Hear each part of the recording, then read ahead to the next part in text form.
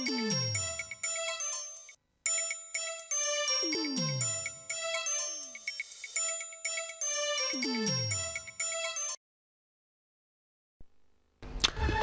evening and welcome to a Q Weekly special event. We're here at the RACV Club in Queen Street, Melbourne, where a milestone event took place on Friday the 17th of October. The event was a dinner held by the Gay and Lesbian Organisation of Business and Enterprise, otherwise known as GLOBE. It was a milestone as it was attended by a very special guest speaker, Victorian Police Commissioner Christine Nixon. I'm joined here by Tim Renouf, Community Liaison Officer with GLOBE. Tim, how are you going? Good, thank you, Alan. Good. Would you like to, first of all, tell us a little bit about GLOBE and what you get up to, what you stand for? Okay, GLOBE stands for the Gay and Lesbian Organisation of Business and Enterprise. Bit of a mouthful, but in our community, we're the preeminent business, professional and social networking group. Sounds a large claim to make, but we believe it's true. We have sometimes at our monthly events we have up to 300 people coming. We have basically 2 events per month. One is predominantly for guys and the other is predominantly for girls. One is south side, one is north side. They're held once a month and they are spectacular in what they can achieve. They certainly seem to be. Is that Fruits in Suits? Fruits in Suits is what you could call, I suppose, the guys group, and the girls group is the one on the north side, but they're open to both. Girls and guys can come to both, and I've been going to GLOBE for 3.5 years, and it did change my life. There's no question about it, because it gave me confidence by attending, that if you're shy, I say to people, if you're shy, you come along, come with a friend. If you don't have a friend, come along. Throw on a suit. If you haven't got a suit, just wear smart casual, come along, and you will just start to meet people, and when you meet people your confidence starts to rise, and then a chain reaction of things will happen. And do you have to be in any particular category of business or profession to join the group? No, we have to sort out one thing straight away. There would be, as we think the figure's 8%, but it's about lower than 20%, but maybe about 10% people own their own businesses. This is one myth that's got to be dispelled straight away.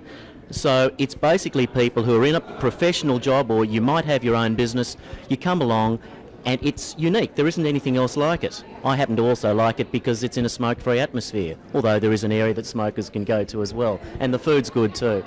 Certainly seems to be. So if people wanted to get in touch with you, how would they go about doing that? I thought you'd ask me that question. So you've got your cue cards ready? No, I better read it out. If you wanted to join GLOBE, the quickest way you can join GLOBE is ring 9827 4999. That's the GLOBE office at Claremont Street in South Yarra, and it's $80 for membership. Non-members, a big percentage of our attendees are non-members, so you can just do what you want. You can either be a member or not, but there are great benefits from being members. These events here tonight at the RACV Club is for Christine Nixon, the Chief Commissioner of Police, and these are our special speaker nights, and they are exceptional because of the calibre of this particular speaker is exceptional, and a previous one was Justice Kirby, and that was the best night, I would say, that I've ever had. I was going to say, it must be a bit of a coup for you guys, and it must be probably a first in Australia, yeah, to have a police commissioner at a gay and lesbian business. It could be fairly said that this will never happen again, and the people who are here tonight are very fortunate that they've made the effort, because I would predict it will never happen again. Well, a once-in-a-lifetime opportunity, and hopefully you'll come along to GLOBE and join up the group and get involved in some of these activities, do a bit of networking. Tim, thanks a lot for your time. Thank you. Thank you so much, and we look forward to Christine's words of wisdom. Thank you.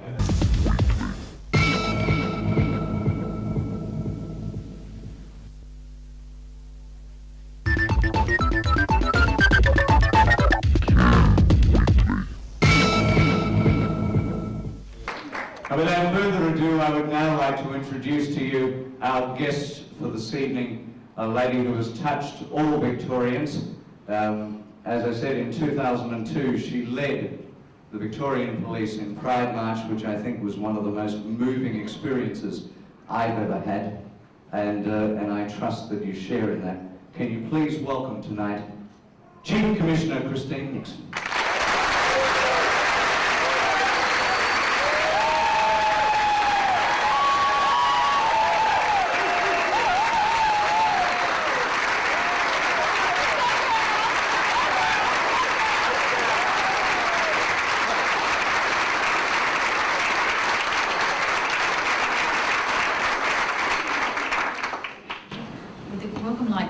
sit down and leave it. Thank you. It's a real pleasure to come along tonight, and particularly to be welcomed as I have. It's a really nice thing to do. I go to whole varieties of groups of people, and you certainly have been incredibly welcoming, and I thank you for that. I have a range of things that I'd like to talk about, and so part of it, I suppose, is to look over the last couple of years. For me, this month I will have been in Victoria Police for 2.5 years, which has gone a bit fast, I have to say. The first year was about, in a sense, with the organisation, and part of that, of course, as well, was really meeting a whole range of people within the community. And Victoria is an incredibly diverse, incredibly talented community with just a whole range. I mean, football, of course, is something I still haven't figured out. But I have to tell you, they did try to attract me from different teams, and they even sent me attractive young men. I have enough of those of my own.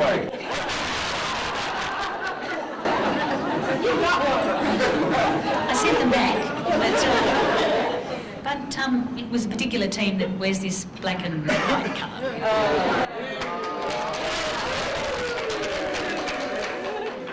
Others sent me airline tickets to fly to games, and I sent them back saying, no, this is corruption. So I got to meet, I'm going to say I met a lot of the footballers. I've also met whole ranges of people, and of course particularly your community, and a range of people in different sorts of ways that have come and talked with us about the way we should go forward, and in a sense Melinda and the appointment of the guys around is something that I think is a start to the process, and one that we need to continue to work with. But there is the diversity of the community, whether it's the Aboriginal community in Rumbalala, whether it's the different Somali communities in Coburg, and so in different sorts of areas. We've also started to think about what does the community want us to do and how are we going to meet their goals and expectations as well. And I think that's been an important part of the process. And so as that started to come together, we've also set ourselves some goals, and I had to go and give the crime figures at one stage. And they weren't my crime figures, so I felt okay. I'd only just been there for a while. And so I got up, and I remember looking at the figures and said, these stolen motor vehicle rates in Victoria are really pretty terrible. And in fact, if we don't do something about it, they're going to be worse than New South Wales, and that would have been terrible. And so I remember saying to one of my commanders, you're going to take on the responsibility of fixing stolen motor vehicles in Victoria and reducing it. And I mean, he didn't volunteer, but he was good. So he said, well, how much do you want me to reduce it? And I said, I don't know, what do you think? That's actually a really good line, by the way. And he said, about 5%? And I said, oh no, let's try 20. And he said, you mean in a year? And I said, yeah, that would be good. And he said, do you think we can do it? I said, absolutely, I'm sure we can. And there was another man standing next to him, and I said, and you're going to do similar things with burglary. And next to him was Legasna, and I said, well, you've got a different kind of issue, because we are going to do something about domestic violence in this community. We are going to pay attention. We as a police organisation are going to figure out how we're going to do it better, and then we're going to get everybody else to figure out how they're going to do it better, and how we can actually, hopefully at some stage, reduce the incidents within our communities, because 1 in 3 families in some way are affected by family violence, and it's a major issue that underpins the problems in our community. Because people sometimes say to me, oh yes, Christine, it's all a bit soft, isn't it, all that stuff, treating people decently, working with the community. And I said, well, let me tell you the results. I mean, in the last 2 years, we've dropped stolen motor vehicles by 33.5%, which means that there are about 17,000 cars less stolen in Victoria in the last 2 years.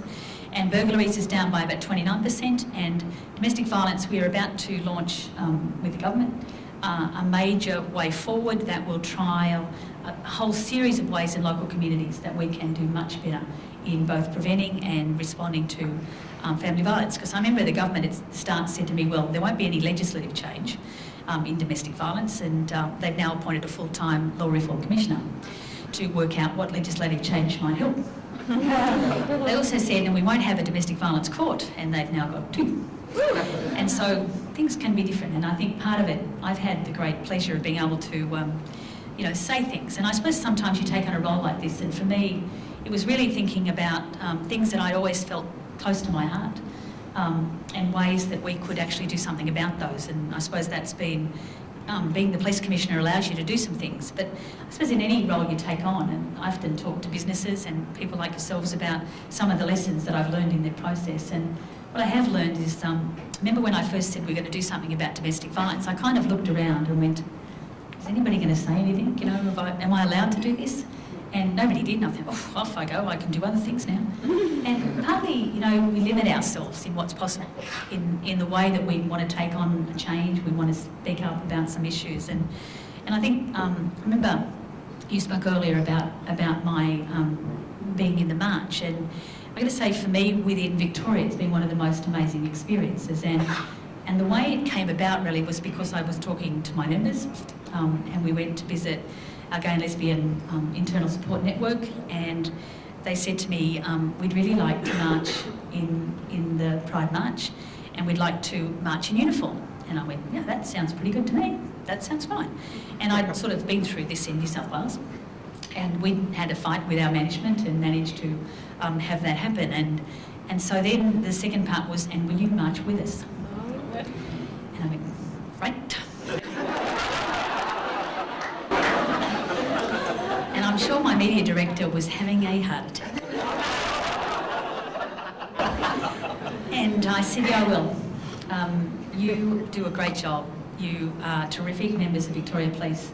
You get out there, you work under difficult circumstances, and you just do a great job for the community, and I want to support you. And that was really the fundamental reason that I did it. And other people have said, you know, different things about that, but I got to say that was what it was all about. And of anything I've done, it attracted the most letters. And it attracted a range of people who sort of said, have you thought through it? And I went, of course I've thought through it. I want to support my members. I want to support the community.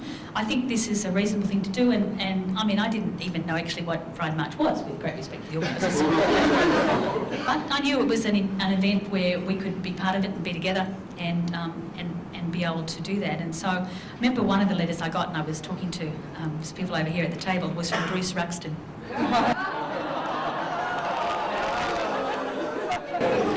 Bruce wrote and said, the members are not happy. And I wrote back and said, listen Bruce, on Anzac Day, I'll be there with you.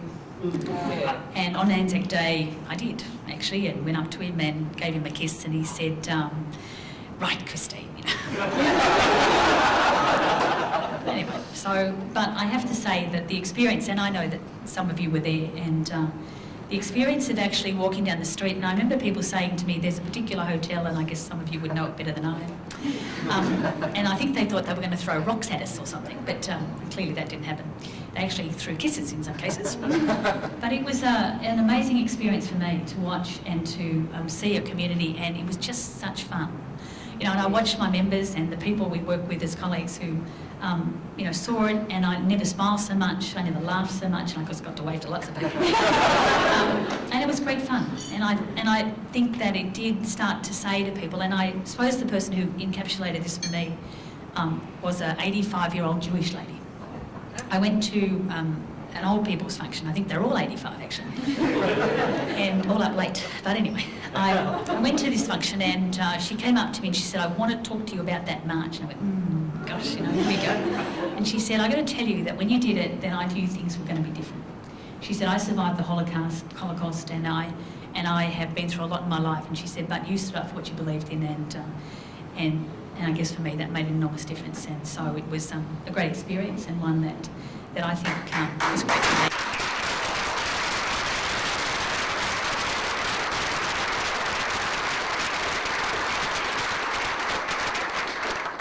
So in the sense, I think for us it also was enabling Victoria Police to say that we wanted to reflect and represent the whole of the community, and we've been trying to do that by attracting a whole range of people to join us. A little while ago we hired a 54-year-old woman, which is great.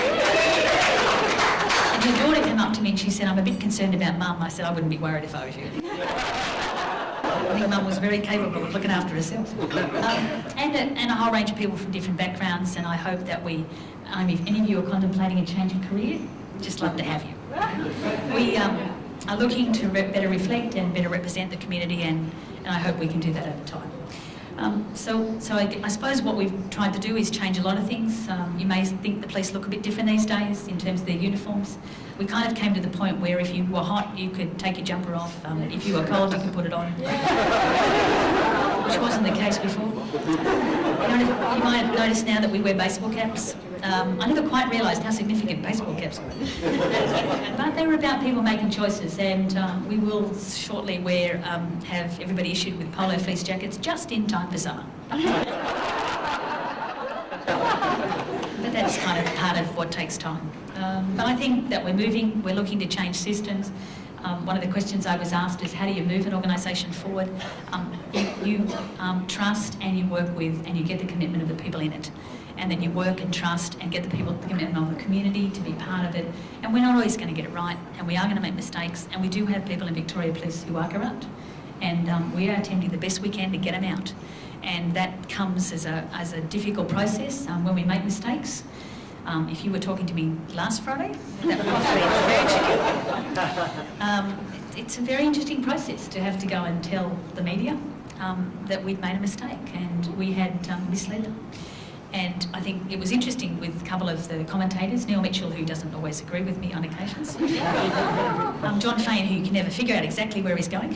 But, you know, I think they gave us a fair run, and we had to say that we behaved inappropriately and I had not told the truth. It wasn't because I lied, it's because I didn't know what that was, and so that was an important part of it. And I think that's been important for me to be able to say to the community, I will try as best I can to always speak the truth. And I remember being interviewed by a bloke and he said, there's a real difference with you and a politician. I said, what's that? And he said, well, you actually answer the questions.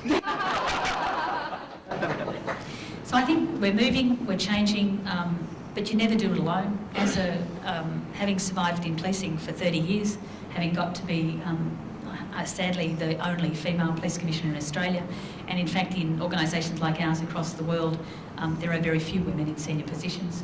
But I think that hopefully that will change over time.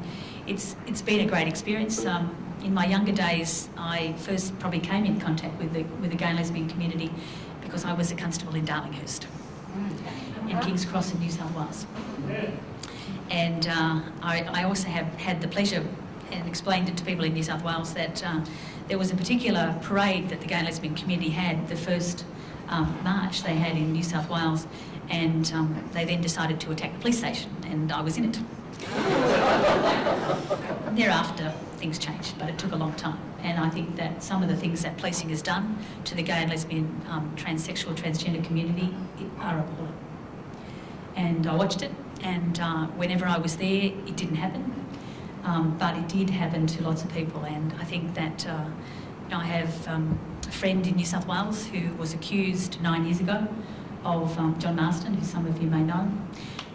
John was accused 9 years ago of having sex with underage boys and a whole range of other things, and I was delighted just a little while ago that after a 9-year fight I was able to go to a celebration because he finally won the defamation case. And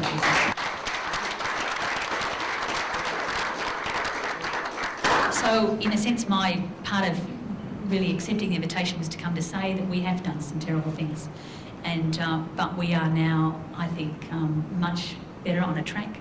A commitment that we make to your community is to work closely, and to do that, we would ask you that you trust us and work with us, and I know many of you will.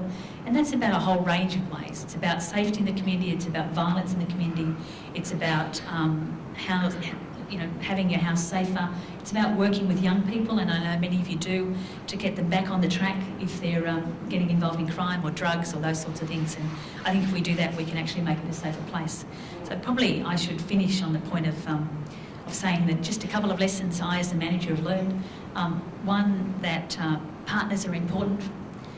People who will keep your feet on the ground, and some who say, like my father, who sends me emails when I do the wrong thing. I should never have taught him at 75 to use the system. And he'll tell me when I get it wrong. People like my husband who says, get a life, Christine. Others who will just, you know, I've had some real difficult times in some ways, and I remember a while ago I had a couple of days and I just didn't know the answer to some questions, and I thought, who am I going to ask? You know, it was a particularly confidential matter, and I fiddled with it and thought about it, and I thought, gee, you know, I could call up that bloke, he could know, and I called him up and he said, come visit me, and we solved it in about 5 seconds. Asking people for help, saying you don't know as a manager is a really important thing, you know. I don't know the answers, but you collectively bring together the kind of people in this room or in Victoria Police, the 12,821 of us, along with the 4.5 million people in our community, then we can find answers. So that partnership is important. Not having to have the answers is another lesson. I do often say to people, you know, I don't know, what do you think? That turns out to be pretty important. Respect is probably one of the most important parts for me. Respecting people. When I first worked in Darlinghurst Police Station, I got to meet the rich and the poor, and when they're in our cells, they didn't look much different, and they didn't behave much different either. So, in a sense, it was a very interesting process, but I learned about that, and I think that respect for each other is an important part, and probably the part for me is the belief that many things are possible, because so many people sometimes pretty close to you, will actually stop you from pushing boundaries, from pushing the kind of limits that we often place on ourselves, and whether that's in your life. I mean, you know, my father sort of says to me things like, well, you know, when I was young, you're never going to be an Olympic hurdler, you know? And he was right. But, you know, I was going to be other things, and my mum said to me, Christine, you could be whatever you want to be, and I was probably about 9 at the time. And, you know, I think that's that thinking about the boundaries. There are real boundaries in some cases, but in many instances they're not, both for people and for organisations. You've got to say, I don't know how well Victoria Police can go. I think we're in about 2nd gear. And I say to that my senior managers and say, what does 3rd look like? You know, well, it looks a bit faster than this. And it does. And so we have great people, but what's possible is, I'm not sure, but I know that there's potential there, and I know that if we push the boundaries, we can achieve great things. And you yourselves, I'm sure that many of you push the boundaries all the time. Many of you have had to come to decisions about your lives. And in my case, I started out as a 19-year-old who thought surfing was, you know, the end of the world, didn't pay a lot of attention to school. But eventually during my life, I've managed to study at Harvard University and get a master's degree. You know, I have 3 or 4 qualifications. I got a bit carried away by them. You know, I could have stopped a while ago. Have been able to travel the world and to see myself as someone who kind of is able then to become the Commissioner of Police in Victoria pretty much says that anything is possible. But first of all, you have to believe in it. Thanks.